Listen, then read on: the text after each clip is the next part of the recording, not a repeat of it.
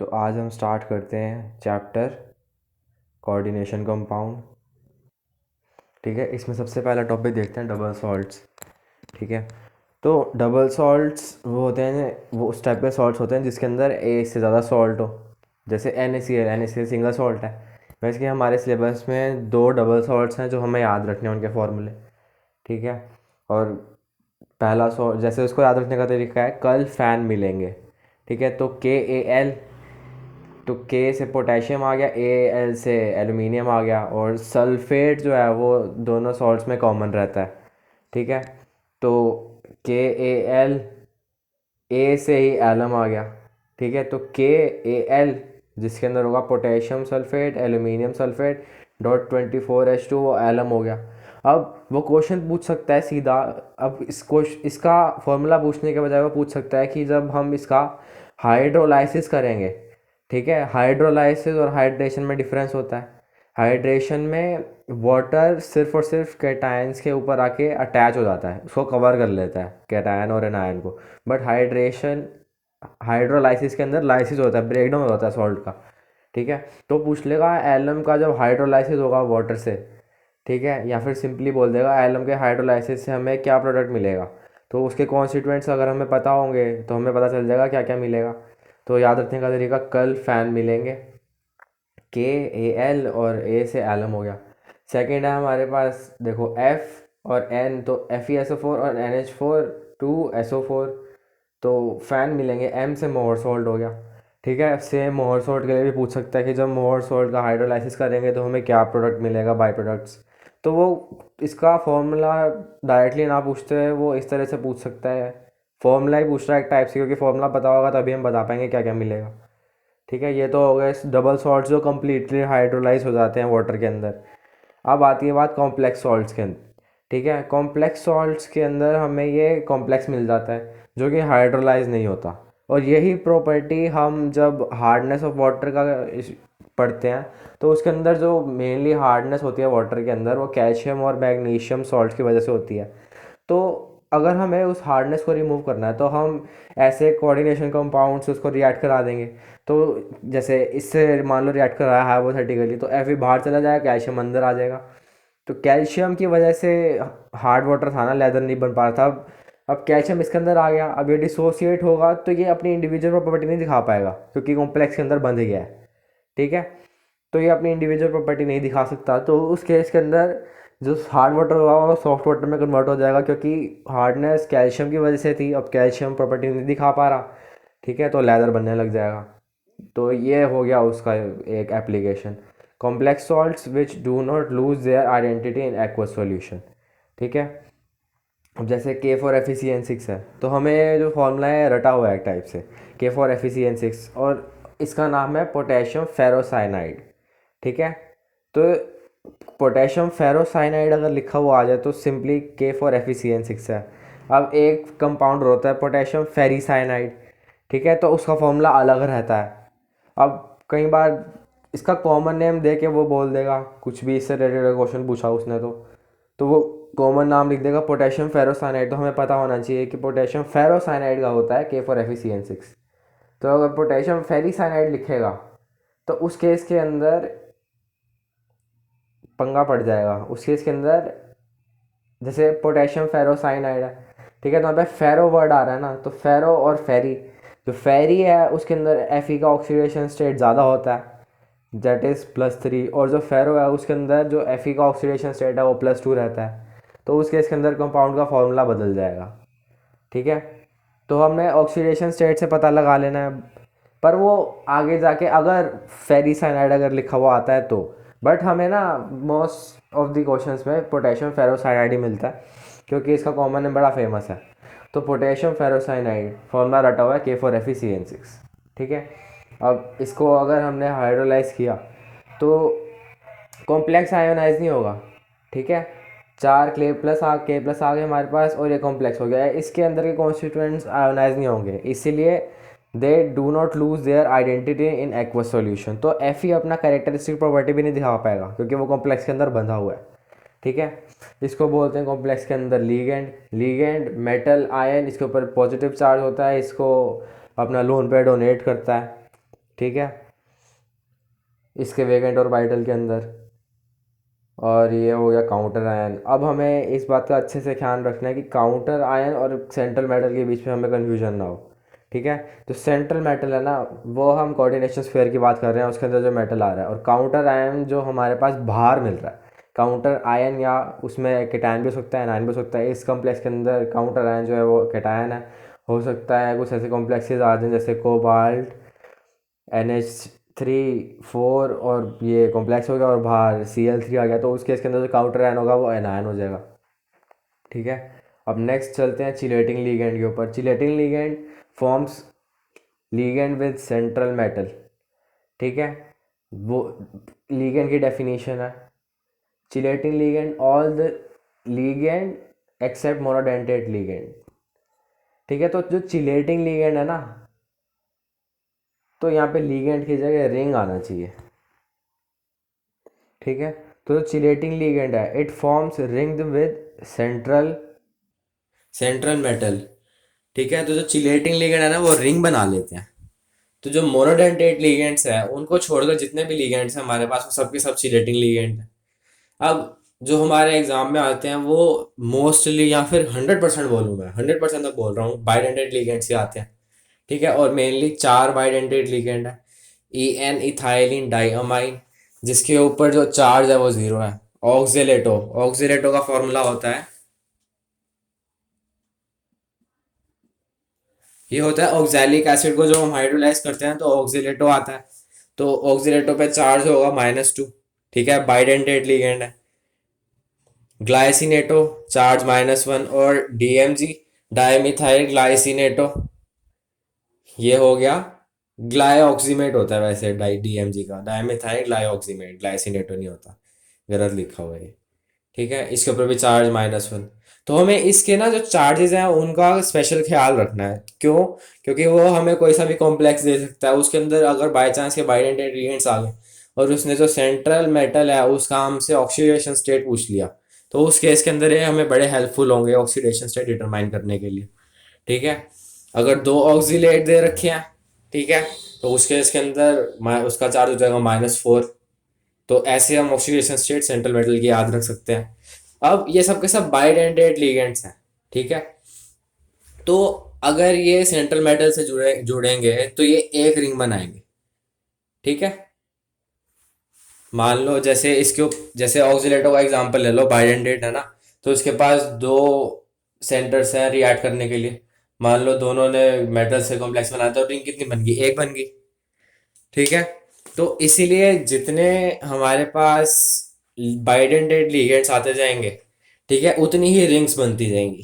जैसे 3 EN आ गए अगर मेरे सेंट्रल मेटल के साथ, तो 3 रिंग्स बन जाएंगी।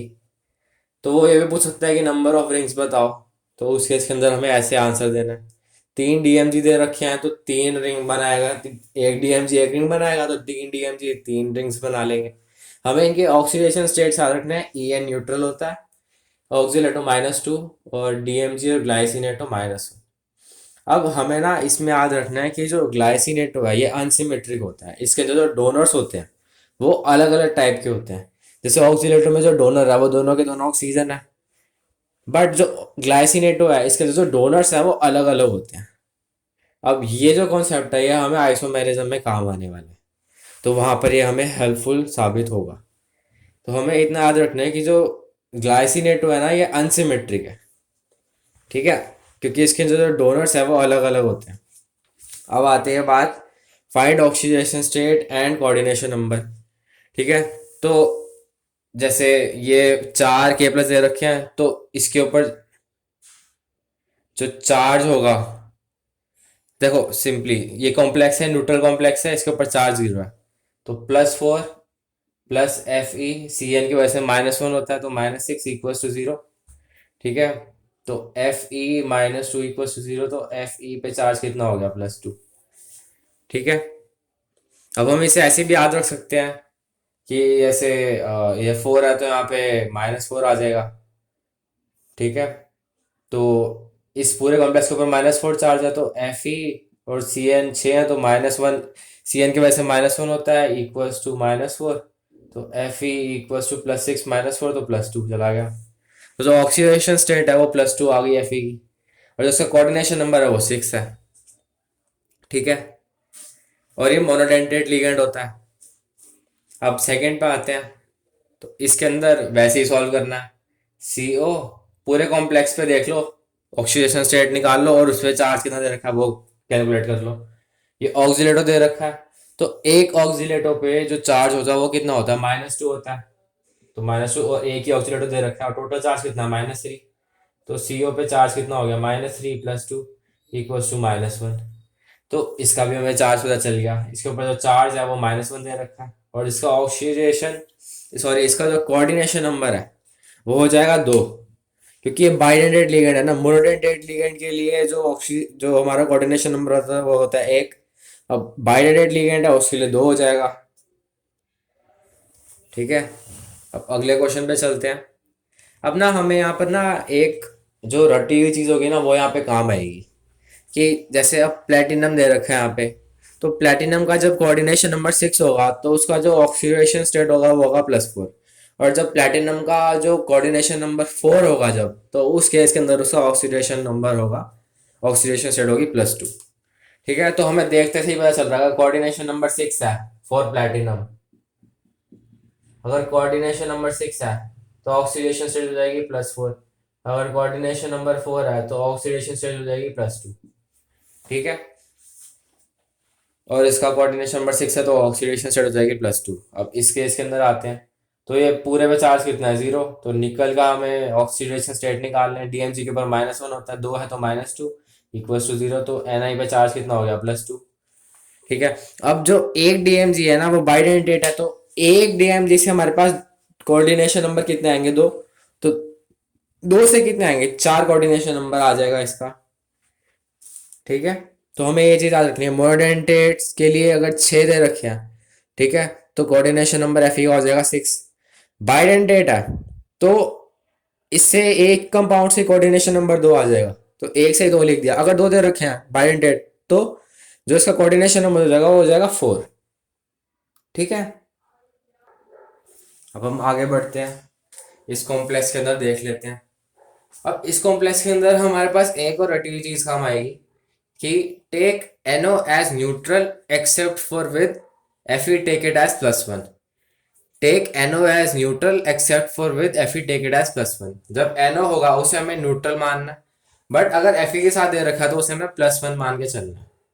ठीक है, तो Na पे चार्ज कितना होता है, +1, तो +2 हो गया 2 की वजह से, प्लस Fe आ गया। Cn के ऊपर -1 तो -5, और इसकी वजह से +1, और टोटल चार्ज 0 है। ठीक है, तो Fe +3 - 5 = 0। तो Fe पे चार्ज कितना आ गया, +2। ये इसका ऑक्सीडेशन स्टेट हो गया। कोऑर्डिनेशन नंबर कितना हो गया, सी एच, सबके सब मोनोडेंटेट लिगेंड्स हैं, तो जितना नंबर है उतना ही हो गया। इसकी वजह से 5 और इसकी वजह से 6। ठीक है, नेक्स्ट पे चलते हैं, Fe और ग्लाइसिनेटो। तो ग्लाइसिनेटो बाइडेंटेट लिगेंड है, एक ग्लाइसिनेटो की वजह से कोऑर्डिनेशन नंबर 2 आता है, तो 3 की वजह से कोऑर्डिनेशन नंबर कितना आ जाएगा, 6। तो इसका कोऑर्डिनेशन नंबर हो गया 6। और ऑक्सीडेशन स्टेट कितनी होगी, एक ग्लाइसिनेटो का जो ऑक्सीडेशन स्टेट होता है वो होता है -1, 3 की वजह से -3 हो जाएगा इक्वल टू 0। तो Fe का जो ऑक्सीडेशन स्टेट हो गया वो आ गया +3। En के ऊपर चार्ज 0 होता है। ठीक है, ऑक्सीडेटो पे चार्ज -2 होता है, ग्लाइसिनेटो पे चार्ज -1 होता है, और डीएमजी के ऊपर भी चार्ज -1 होता है। अब general coordination numbers for ion देख लेते हैं। अगर प्लेटिनम के ऊपर चार्ज +2 है तो उसका कोऑर्डिनेशन नंबर 4 होगा, या फिर अगर उसका कोऑर्डिनेशन नंबर 4 दे रखा है तो उस केस के अंदर उसका जो ऑक्सीडेशन स्टेट हो जाएगा वो +2 हो जाएगा। अब जब कोऑर्डिनेशन नंबर 6 है तो उसके अंदर हमारे पास कौन कौन से आयन आते हैं, कोबाल्ट और क्रोमियम का देख लो। ठीक है, तो CO और Cr चाहे +2 हो चाहे +3 हो, इसके कोऑर्डिनेशन नंबर 6 रहते हैं। और जब प्लैटिनम का कोऑर्डिनेशन नंबर 6 होता है तो उसकी ऑक्सीडेशन स्टेट होती है +4।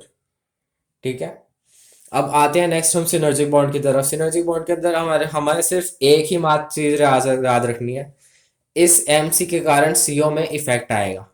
ठीक है, और ये जो कॉम्प्लेक्सन है कोऑर्डिनेशन कंपाउंड के होते हैं। ठीक है, और इनके अंदर डी ब्लॉक एलिमेंट्स काम आते हैं। ठीक है, और वैसे भी देख लो जितने भी कोऑर्डिनेशन का अमाउंट है सबके सबके अंदर डी ब्लॉक एलिमेंट्स ही इन्वॉल्व रहते हैं। तो हमें बस इतना देखना है कि जो सेंट्रल मेटल है उसके पास एक्स्ट्रा आयन है या नहीं है, एक्स्ट्रा इलेक्ट्रॉन है या नहीं है। ठीक है, क्योंकि अगर उसके पास एक्स्ट्रा इलेक्ट्रॉन होगा तो वो कार्बन को डोनेट कर देगा। ठीक है, कार्बन को डोनेट करेगा तो इनके बीच की जो बॉन्ड स्ट्रेंथ होगी वो बढ़ जाएगी, जिसकी वजह से सी ओ की जो बॉन्ड स्ट्रेंथ होगी वो कम हो जाएगी और इसकी बॉन्ड लेंथ बढ़ जाएगी। अगर एम सी बॉन्ड स्ट्रेंथ ज़्यादा तो इसकी बॉन्ड लेंथ कम, इसकी बॉन्ड स्ट्रेंथ कम, इसकी बॉन्ड लेंथ ज़्यादा। सी ओ की बॉन्ड स्ट्रेंथ कम हो जाएगी और सी ओ की बॉन्ड लेंथ बढ़ जाएगी। ठीक है, तो हमें बस ये देखना है कि जो सेंट्रल मेटल है उसके पास एक्स्ट्रा इलेक्ट्रॉन है या नहीं। ठीक है, अब एक्स्ट्रा इलेक्ट्रॉन कैसे देखेंगे, हमें देखना पड़ेगा उसके ऊपर ऑक्सीडेशन स्टेट कितनी है। ठीक है, क्योंकि हमें ये नहीं देखना कि दूसरे, जैसे यहाँ पे ऑप्शन दे रखे हैं, हमें इसके अंदर ये नहीं देखना कि उसके पास दूसरे से इलेक्ट्रॉन ज़्यादा है या नहीं है। हमें ये चीज़ नहीं देखनी, हमें ये देखना है कि उसके पास एक्स्ट्रा इलेक्ट्रॉन है या नहीं है। अब जैसे स्कैंडिनियम दे रखा हो और आयरन दे रखा हो और हम बोल दें कि अब ऑक्सीडेशन स्टेट बेशक Fe के ऊपर प्लस दे रखा हो, ठीक है, और हम बोल दें कि भाई साहब स्कैंडिनियम के पास इलेक्ट्रॉन कम है, Fe के पास ज़्यादा है, तो उसके पास जो MC की पहुंचत होगी वो ज़्यादा हो जाएगी। ठीक है, बेशक स्कैंडिनियम पे चार्ज माइनस हो, वो नहीं बोलना, हमें उस कॉम्प्लेक्स के रिस्पेक्ट में ही बोलना है कि हम, अगर हमारे पास जो सेंट्रल मेटल है हमें सेंट्रल एटम से ही कंपेयर करके बोलना है। ठीक है, अगर यहाँ पे वेनेडियम दे रखा है तो हमें वेनेडियम से ही कंपेयर करना है, दूसरे ऑप्शन से कंपेयर नहीं करना। अब वेनेडियम में कितने इलेक्ट्रॉन होते हैं, स्कैंडिनियम, टाइटेनियम, वेनेडियम, तो 23 इलेक्ट्रॉन होते हैं उसके अंदर। अब इसके ऊपर जो ऑक्सीडेशन स्टेट है वो है -1, क्योंकि जो कार्बन मोनोऑक्साइड है वो तो न्यूट्रल होता है। तो अब इस केस के अंदर जो वेनेडियम है उसके पास इलेक्ट्रॉन एक एक्स्ट्रा आ गया। ठीक है, क्योंकि इसकी ऑक्सीडेशन स्टेट -1 है। अब हमने किससे कंपेयर किया, वेनेडियम से कंपेयर किया ना। ठीक है, अब यहाँ पे मैंगनीज दे रखा है, तो manganese, scandium, titanium, vanadium, chromium, manganese 25, 25 से एक कम हो गया। अब बेशक इसके पास इलेक्ट्रॉन ज्यादा है वेनेडियम से, बट हमें आपस में कंपैरिजन थोड़ी करना है, हमें तो रिस्पेक्टिव सेंट्रल मेटल से कंपेयर करके देखना है कि अगर उसके पास खुद से ज्यादा अब अपने से एक्स्ट्रा इलेक्ट्रॉन है तो ही डोनेट करेगा ना। आगे बात समझ में। अब हमें क्वेश्चन में पूछा है the following CO bond length is maximum. CO की जो बॉन्ड लेंथ है वो ज्यादा, मतलब सीओ की जो बॉन्ड स्ट्रेंथ है वो कम। सीओ की बॉन्ड स्ट्रेंथ कम तो एमसी की बॉन्ड स्ट्रेंथ ज्यादा। ठीक है, और एमसी की बॉन्ड स्ट्रेंथ ज्यादा कब होगी, जब जो मेटल है वो कार्बन को इलेक्ट्रॉन डोनेट करेगा और उसके पास इलेक्ट्रॉन डोनेट करने के लिए एक्स्ट्रा इलेक्ट्रॉन होना चाहिए। ठीक है, तो इसमें से एक्स्ट्रा इलेक्ट्रॉन किसके पास है, एक्स्ट्रा इलेक्ट्रॉन वेनेडियम के पास है। ठीक है, ऑल्दो मैंगनीज के पास इससे ज्यादा इलेक्ट्रॉन है, बट हमें आपस में कंपेयर थोड़ी करना, हमें तो उसकी ऑक्सीडेशन स्टेट देखनी है। अगर उसके पास एक्स्ट्रा इलेक्ट्रॉन होगा तभी तो वो डोनेट कर पाएगा। ठीक है, अब हमें ऑप्शन में सीओ भी दे रखा था, तो हमें सीओ पे भी खास ध्यान देना चाहिए। ठीक है, उसने इस क्वेश्चन में पूछा है सीओ बॉन्ड लेंथ मैक्सिमम, मतलब सीओ बॉन्ड लेंथ मैक्सिमम मतलब जो सीओ की बॉन्ड स्ट्रेंथ है वो मिनिमम। ठीक है, बट अगर वो पूछता सीओ की बॉन्ड लेंथ मिनिमम मतलब सीओ की बॉन्ड स्ट्रेंथ मैक्सिमम, ठीक है, तो आंसर ये जाता, क्योंकि इसके अंदर मेटल है ही नहीं। अगर मेटल है ही नहीं तो वो कार्बन को इलेक्ट्रॉन देगा ही नहीं, तो सारा का सारा जो बॉन्ड होगा वो सी और ओ के बीच में होगा, है ना। तो उस केस के अंदर मेटल वाले से कंपेयर नहीं करना हमें। अभी आगे वो क्वेश्चन देखेंगे तो इस सीओ को खास करके ध्यान रखना, इसको नज़रअंदाज बिल्कुल नहीं करना। ठीक है, अब ये ऑप्शन दे रखे हैं, इनमें से the following CO bond length is maximum. CO bond length maximum मतलब सीओ की जो बॉन्ड स्ट्रेंथ है वो मिनिमम होनी चाहिए। ठीक है, और अगर इन ऑप्शन में देखें तो जो सीओ की बॉन्ड स्ट्रेंथ है वो सबसे ज़्यादा किस में है, वो सबसे ज़्यादा इसमें है, क्योंकि इसमें मेटल है ही नहीं तो वो इनके बॉन्ड को इंटरफेयर ही नहीं करेगा। ठीक है, एम सी के कारण सीओ में इफेक्ट आता है, तो एम तो है नहीं, यहाँ पे सीओ में इफेक्ट ही नहीं आएगा, है ना बात। बट उसने हमसे पूछा क्या है, सी ओ बॉन्ड लेंथ मैक्सिमम किस में है। ठीक है। तो सीओ बॉन्ड लेंथ मैक्सिमम मतलब सीओ की बॉन्ड स्ट्रेंथ मिनिमम किस में है, तो मेटल का होना जरूरी है। ठीक है। यही अगर ऊपर वाला ऑप्शन देखो, इनमें चौदह following bond strength of CO is maximum. ठीक है। तो अगर एम आएगा तभी तो सीओ में इफेक्ट आएगा ना। अब वो पूछ रहा है यही मैक्सिमम होना चाहिए, तो सीओ में सबसे ज्यादा मैक्सिमम होगा, क्योंकि अगर मेटल आ गया तो मेटल तो इसको अपनी तरफ खींच लेगा ना, तो सीओ की जो बॉन्ड स्ट्रेंथ होगी वो कम हो जाएगी। ठीक है। तो हमें अच्छे से ध्यान रखना है। अब ये ऑप्शन वाले देख लेते हैं, सीओ बॉन्ड लेंथ मैक्सिमम मतलब जो सीओ बॉन्ड स्ट्रेंथ है वो minimum, M C bond strength maximum. तो उसके लिए आंसर यही जाएगा, क्योंकि इसी के पास एक्स्ट्रा इलेक्ट्रॉन है। अब ये वाला ऑप्शन क्वेश्चन देख लेते हैं, mutual following CO bond strength is maximum. तो पहले क्वेश्चन के लिए ये वाले ऑप्शंस हैं, तो हमारे पास सीओ चला जाएगा, सीओ की बॉन्ड स्ट्रेंथ मैक्सिमम, क्योंकि इसमें मेटल ही नहीं है तो मेटल इंटरफेयर नहीं करेगा। बट अगर मेटल आ गया तो सीओ की जो बॉन्ड स्ट्रेंथ होगी वो कम हो जाएगी और बॉन्ड लेंथ बढ़ जाएगी। ठीक है। तो मेटल होने पर जो बॉन्ड लेंथ है वो मैक्सिमम हो जाएगी और जो बॉन्ड स्ट्रेंथ होगी वो कम हो जाएगी। ठीक है। अब सीओ की जो बॉन्ड स्ट्रेंथ है वो मैक्सिमम इन ऑप्शंस में से किस में है? सीओ की बॉन्ड स्ट्रेंथ मैक्सिमम मतलब जो एम सी की बॉन्ड स्ट्रेंथ है वो मिनिमम, मतलब जो एम है वो सी को कम इलेक्ट्रॉन डोनेट करेगा। तो उस केस के अंदर जो आंसर चला जाएगा वो होना चाहिए जो मेटल आयन कम डोनेट कर पा रहा है, मतलब उसके पास इलेक्ट्रॉन है नहीं डोनेट करने के लिए। तो ऑक्सीडेशन स्टेट देख लो पॉजिटिव किसकी है, तो इसकी ऑक्सीडेशन स्टेट पॉजिटिव है, तो आंसर चला जाएगा MnCO6+। ठीक है। तो ऐसे आंसर देनी है। अब आईयूपैक नोमेनक्लेचर पे आ जाते हैं।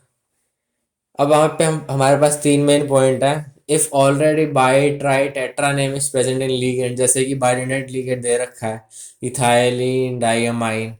ठीक है। या फिर डीएमजी डाइमिथाइल ग्लाइसिन, तो उसके अंदर डाई आ गया ना पहले से ही। अगर हमारे पास लीगेंड के अंदर ही ऑलरेडी ये नेम दे रखी है, ठीक है, और हमें जैसे डीएमजी दे रखा है तो डीएमजी का नाम ही डाइमिथाइल ग्लाइसिनेट हुआ है, और तीन डीएम और दो डीएमजी दे रखे हैं। ठीक है। तो डाई डाइमिथाइल ग्लाइसिनेट थोड़ी लिखेंगे, तो उसके अंदर केस के अंदर ये बोल रहा है कि बिस ट्रिस टेट्रा के प्रीफिक्स यूज करना है उस केस के लिए। ठीक है। If complex is anionic add suffix ate. Suffix मतलब बाद में, मतलब अगर हमारे पास जो कॉम्प्लेक्स है, जैसे इसके अंदर जो कॉम्प्लेक्स है वो एनायनिक है। ठीक है। क्यों एनायनिक है? क्योंकि ये बाद में आ रहा है। NaCl है ना, कोई सा भी हम अगर सॉल्ट लिखते हैं तो पहले कैटायन लिखते हैं, एनायन को बाद में लिखते हैं।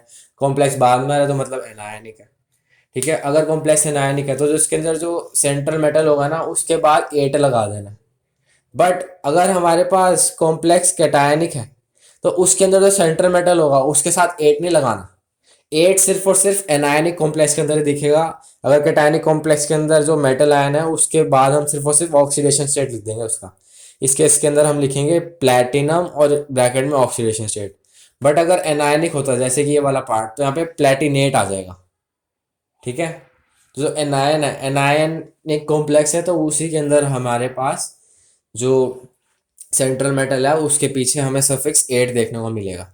If complex is cationic neutral और cationic, then write name of central atom as it is with oxidation state. ठीक है। ये चीज़ मैंने बता चुका हूँ ऑलरेडी। अब इनके नाम देख लेते हैं। तो इसका जो कॉमन नेम है K4FeCN6, इसका पहले भी डिस्कस कर चुका हूँ, पोटेशियम फेरोसाइनाइड है। ठीक है। तो इसका नाम कैसे लिखेंगे? अब जो हमारे पास पहले दे रखा है ये, तो ये तो पोटेशियम ही आएगा। ठीक है, क्योंकि ये कैटायन है और इसके साथ इसकी ऑक्सीडेशन स्टेट +1 लिखने की जरूरत नहीं है। ठीक है। ऑक्सीडेशन स्टेट ये जो हमारे फॉर्मूला लिखे हैं ये सिर्फ और सिर्फ कॉम्प्लेक्स के लिए लिखे हैं। अगर कैटायन दे रखा है सिंपल, या फिर बेशक एनायन भी दे रखा है, मान लो पीछे क्लोरीन लगा होता, ठीक है, तो उसके लिए भी हम सिर्फ और सिर्फ क्लोरीन ही लिखते हैं, पोटेशियम।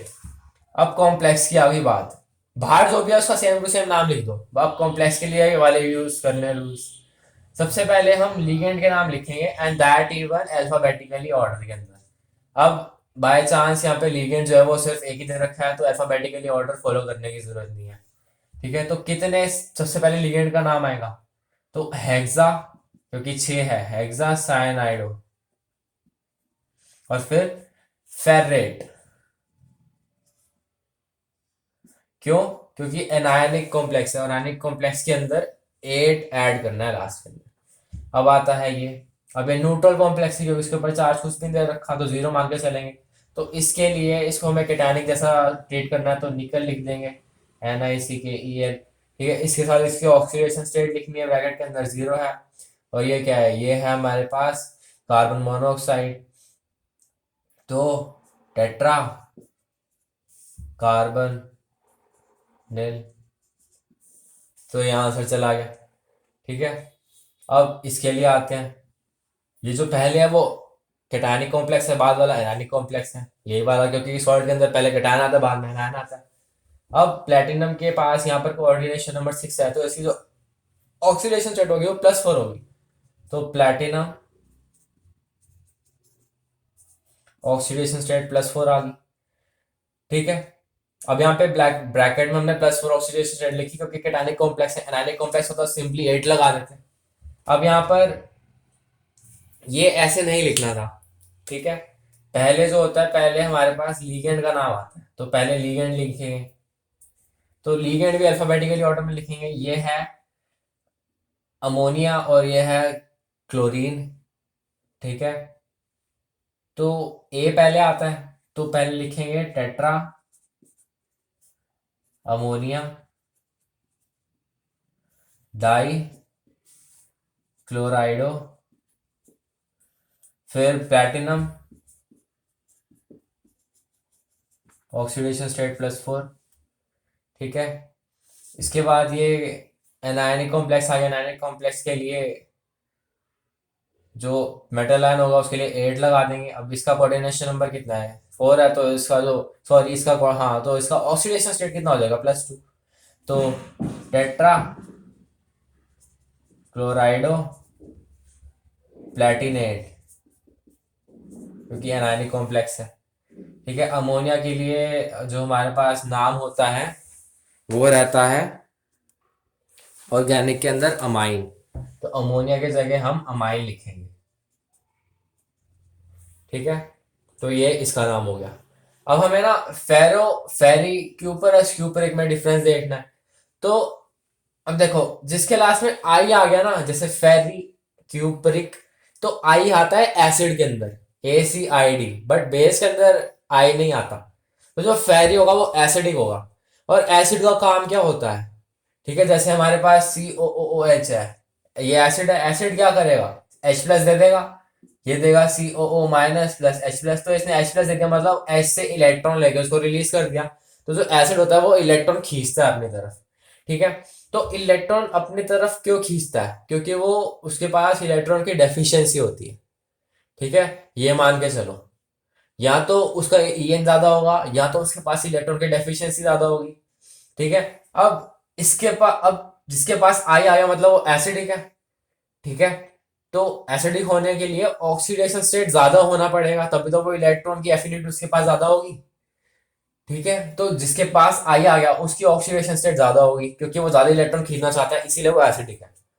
तो फेरी का ऑक्सीडेशन स्टेट +3 होगा और फेरो का ऑक्सीडेशन स्टेट +2 होगा। क्यूपरस का ऑक्सीडेशन स्टेट +1 होगा और क्यूपरिक का ऑक्सीडेशन स्टेट +2 होगा।